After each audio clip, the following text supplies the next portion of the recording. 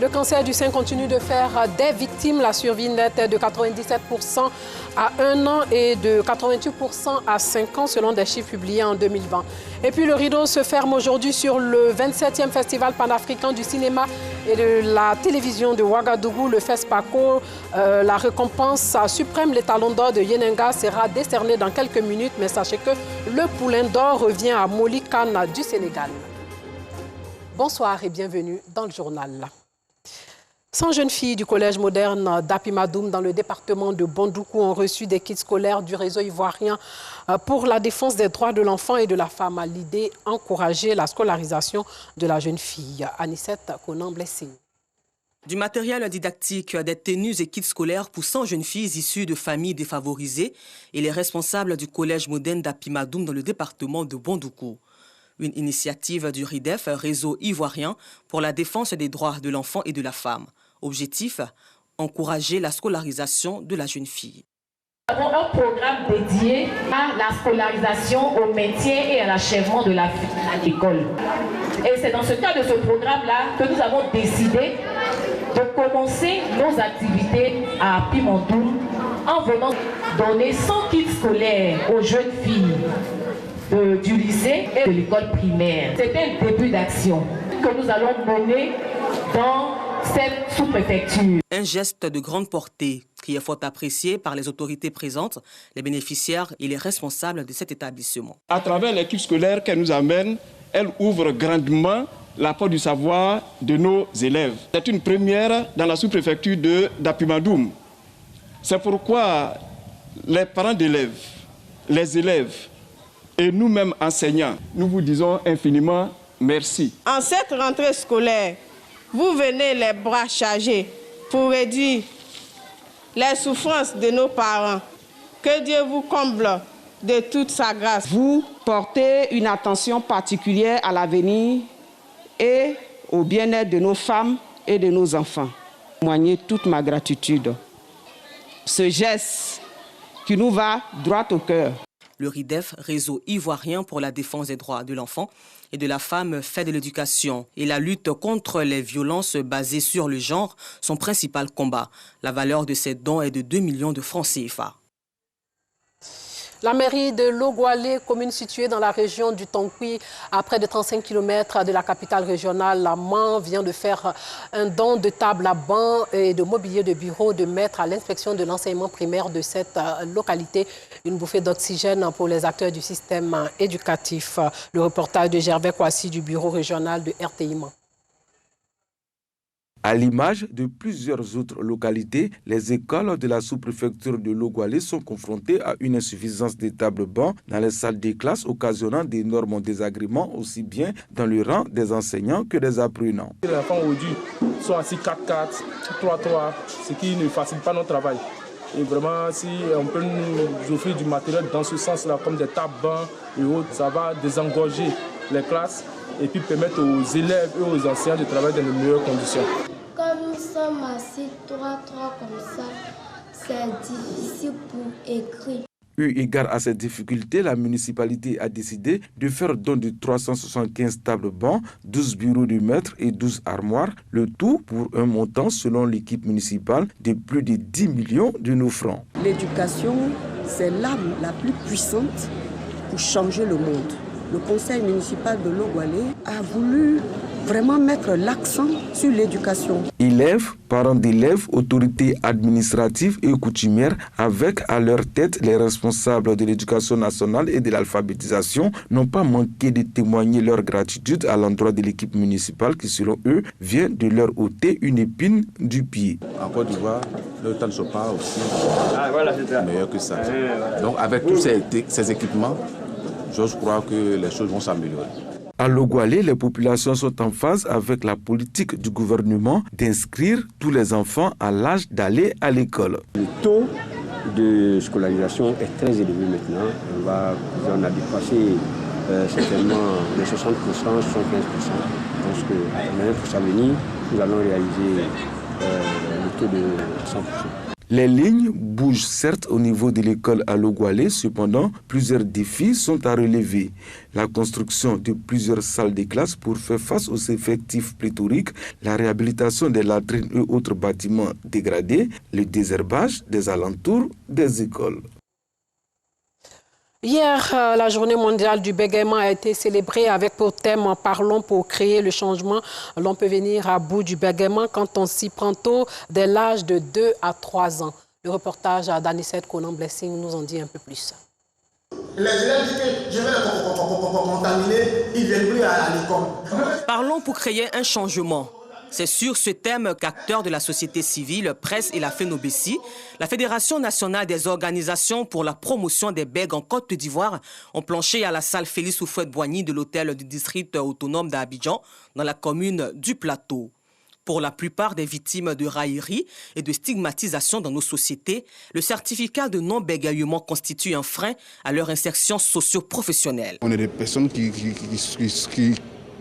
sont souvent marginalisées, qui sont souvent cause de raillerie de la part de certaines personnes, des humoristes même souvent. C'est un document vraiment qui vient assommer la personne bègue en Côte d'Ivoire, qui rétrograde les droits des personnes bègues en Côte d'Ivoire. Une personne, avec tout le poids psychologique que vous avez entendu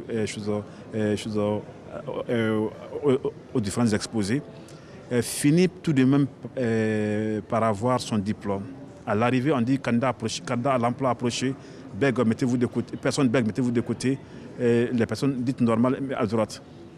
Sans qu'aucune autre voie transitoire ne soit indiquée aux personnes bègues. Nous trouvons que vraiment c'est de l'injustice, c'est de l'exclusion. Leur préoccupation bien perçue par les différents ministères présents à cette rencontre qui rassure cette fédération. Le décret qui a été signé va ouvrir la porte à des concours qui jusque-là n'étaient pas accessibles aux personnes en situation de handicap, dont les bègues. Au niveau scolaire, il y a des personnes bègues qu'il faut aider. Et à la suite de cette étude, il y a des recommandations qui ont été formulées auprès du ministère de la Santé. Et parmi ces recommandations, il a été question de former des orthophonistes parce que c'est eux qui doivent prendre en charge ces personnes bègues. Et cette année, il y aura la première promotion qui sera formée à l'INFAS. Depuis 2013-2014, il y a une politique qui est menée au ministère de l'Éducation nationale. Et on a baptisé ça l'éducation pour tous. Il s'agit donc de faire la politique de l'inclusion. Les enseignants devraient quand même être assez empathiques face à ces enfants-là, être patients, et c'est ce que nous faisons, c'est ce que le ministère fait. Pour le professeur Rite Adjoa-Pascal, le bègue a toute sa place dans la société. C'est vrai, c'est un handicap. Il faut le gérer, il faut les aider à le gérer, mais il ne faut pas les mettre à l'écart. Il faut les intégrer dans tous les systèmes. C'est vrai que nous signons des certificats de non-bégaiement pour les enseignants, mais il y a des enseignements où c'est possible qu'ils puissent s'intégrer, et même beaucoup de métiers dans lesquels ils peuvent s'intégrer. Il suffit aussi que de l'autre côté, les interlocuteurs soient informés et que les interlocuteurs soient patients et veuillent bien attendre. Il a juste un tout petit retard à gérer. Commémorer chaque 22 octobre, cette énième célébration de la JMB, Journée mondiale du bégaiement, est à sa 24e édition internationale et 10e édition au plan local. Elle vise à mettre la lumière sur les solutions pour améliorer la vie en société des bègues.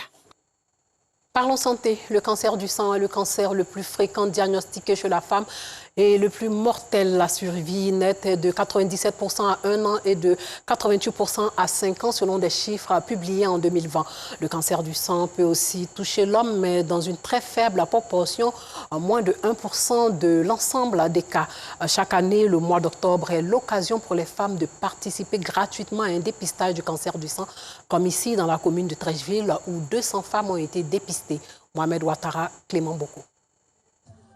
Plus de 200 femmes ont été dépistées gratuitement au service de radiologie au CHU de Treichville. Pour les professionnels de la santé, la prévention reste le meilleur moyen de combattre le cancer le plus mortel chez la femme. raison de cette action conjointe entre l'ONG Réseau entrepreneurial des femmes africaines, REFA, et le Rotary Club Abidjan Elixir. C'est un cancer, s'il est dépisté tôt, on peut le traiter et on peut le guérir complètement. Donc c'est pour ça qu'on insiste sur le dépistage, le dépistage, le dépistage. Il faut que les femmes viennent au moins tous les 2 ans, à partir de 40 ans, faire une mammographie. Pour les initiateurs, il était important de sensibiliser la population aux dangers liés à cette maladie. Nous avons décidé de faire le dépistage de plus de 200 femmes parce que c'est très important. Vous savez que nous sommes le mois d'octobre et comme on l'appelle Octobre Rose, justement pour sensibiliser les femmes au dépistage du cancer du sein. Nous sommes au service de la population et ce mandat, le thème est servir pour changer des vies. Donc vous voyez bien qu'il cadre avec la sensibilisation et le dépistage du cancer du sein de nos femmes. Le directeur général du CHU se dit fier de cette initiative qui vise à aider les populations. L'action d'aujourd'hui menée par le REFA, je ne peux que saluer ça pour permettre aux femmes qui ne sont pas encore venues de se faire dépister et d'informer les autres pour qu'ils n'arrivent pas tard.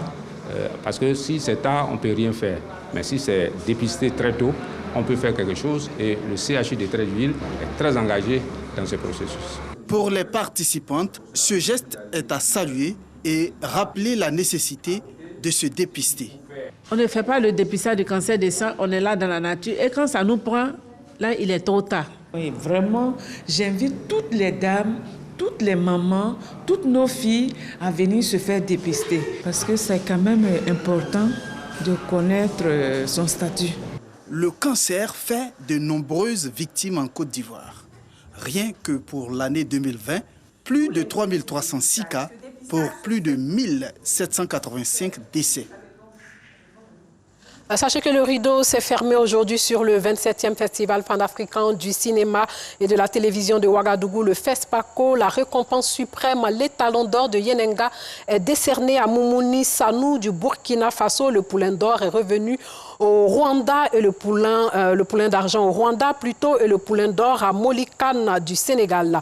Hier, les lauréats des meilleures séries TV et films d'animation ont été dévoilés et une quinzaine de prix spéciaux décernés avec Walabouk comme en va la jeunesse. La Sénégalaise Fatoumata Kane a remporté le premier prix de la meilleure série TV tandis que la Gabonaise Samantha Bifot obtient le deuxième prix avec Mami Wata, le mystère d'Iveza.